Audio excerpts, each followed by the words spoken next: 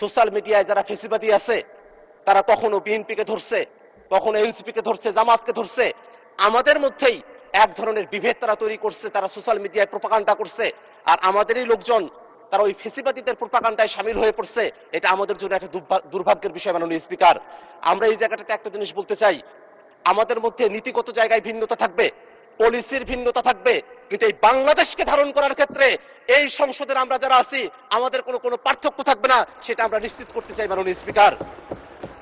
Regional বিষয়গুলোতে আমাদের খেয়াল রাখা প্রয়োজন মাননীয় স্পিকার।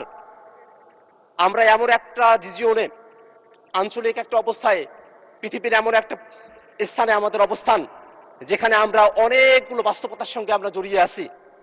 এই বাংলাদেশে শরণার্থীদের ঢল নামানো হতে পারে সেই ধরনের চক্রান্ত আশেপাশে চলছে মাননীয় স্পিকার। বিভিন্ন জায়গায় রোহিঙ্গারা অলরেডি চলে এসেছে, আবার আমাদের প্রতিবেশী দেশ থেকে আবার যে মুসলমানদেরকে বের করে দিয়ে আমাদের দেশে শরণার্থী হিসেবে ঢল নামানো হবে না, তার কোনো গ্যারান্টি নেই মাননীয় স্পিকার। এই কারণে আমরা এই বাংলাদেশের যারা মানুষেরা আছি আমাদেরকে একতাবদ্ধ থাকতে হবে। আমরা সেই ৭১-এ, ২৪-এ প্রত্যেকটা সময় জাতিগতভাবে আমরা যেমন একত্রিত হতে পেরেছিলাম, তেমনি ভাবে এই বাংলাদেশের স্বাধীনতা সার্বভৌমত্বের উপরে, বাংলাদেশের জনগণের উপরে যদি কোনো ধরনের পরাধীনতা চাপিয়ে দেওয়ার চেষ্টা করা হয়, সে সময়টা তো আমাদেরকে ঐক্যবদ্ধ থেকে বাংলাদেশের জন্য কাজ করতে হবে মাননীয় স্পিকার। আমরা এমন একটা বাংলাদেশ চেয়েছিলাম যে বাংলাদেশে গণতন্ত্রের আবহ থাকবে, যে বাংলাদেশে জবাবদিহিতা থাকবে, যে বাংলাদেশে জনগণের পক্ষে কাজ করা হবে। সেই বাংলাদেশটা আমরা যদি অতীতের দিকে একটু তাকিয়ে দেখি মাননীয় স্পিকার, সেই বাংলাদেশটা আমরা পাই নাই। সেই বাংলাদেশটাকে করায়ত্ত করে রাখা হয়েছিল। শেখ হাসিনা এবং আওয়ামী লীগ এই বাংলাদেশের উপরে যে জুলুম এবং শোষণ তারা চালিয়ে গিয়েছিল, সে সময়টাতে আমরা যারা এখানে আছি আমরা সকলে মিলে বাংলাদেশ রাষ্ট্রটাকে আমরা সংস্কারের কথা বলেছিলাম মাননীয় স্পিকার। এই যে এখানে আমরা যারা আছি সকলে আমরা বলেছিলাম শুধুমাত্র হাসিনা বা আওয়ামী লীগের সমস্যা না, বাংলাদেশের সংবিধানের মধ্যে ফেসিবাদের যে উপাদানগুলো আছে, যেগুলো একজনকে হাসিনা করে তোলে, আওয়ামী লীগ করে তোলে, সেই উপাদানগুলোকে পরিবর্তন করতে পারাটাও আমাদের লক্ষ্য মাননীয় স্পিকার। এই কারণে হাসিনা এবং তার আওয়ামী লীগ বাংলাদেশ থেকে চলে গেছে, কিন্তু একই অবস্থানগুলো, প্রতিষ্ঠানগুলো এখানে রয়ে গেছে। সেই প্রতিষ্ঠানগুলোতে হাসিনাকরণ করা হবে না, আওয়ামী লীগীকরণ করা হবে না, অর্থাৎ ফেসিবাদী যে হয়ে উঠবে না। সেই জন্য আমরা সংস্কারের প্রস্তাবনাগুলো নিয়ে এসেছিলাম মাননীয় স্পিকার।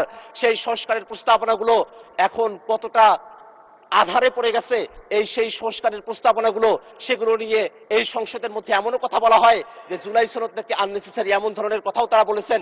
আমরা বলতে চাই মাননীয় স্পিকার, আমরা যারা এখানে আছি আমরাই যে সবসময় দেশের ক্ষমতায় থাকবো, আমরাই যে সবসময় সংসদে থাকবো, এর তো কোনো বাধ্যবাধকতা নেই, এমন কোনো বাস্তবতাও নেই।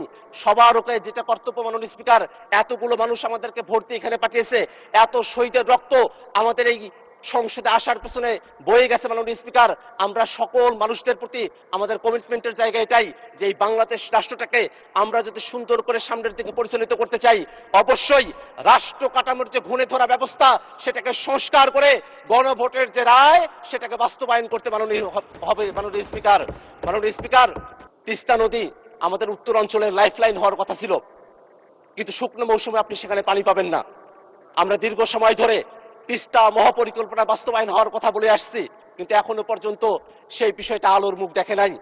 এই ক্ষেত্রে একটা কথা বলতে হয় মাননীয় স্পিকার, তিস্তা মহাপরিকল্পনা সহ বাংলাদেশের স্বার্থে যে কোনো প্রকল্প যেগুলোতে বিদেশি হস্তক্ষেপ থাকতে পারে বাস্তবায়ন না করার জন্য, সেই সময়গুলোতে আমরা সরকারি দল বিরোধী দল আমরা দেখব না। আমরা সকলে মিলে বাংলাদেশের স্বার্থে তিস্তা মহাপরিকল্পনা সহ সকল পরিকল্পনা বাস্তবায়ন করে বিদেশি প্রভুত্বকে অস্বীকার করে আমাদের শহীদেরা যেমন করে তখন স্লোগান ধরেছিল দিল্লি না ঢাকা, সেই স্লোগানের বাস্তবতা আমরা এই বাংলাদেশে প্রতিষ্ঠা করব। আমরা বাংলাদেশকে স্বাধীন রাখবো, সেটাই আমাদের প্রত্যাশা হবে। গণভোট বাস্তবায়ন হবে।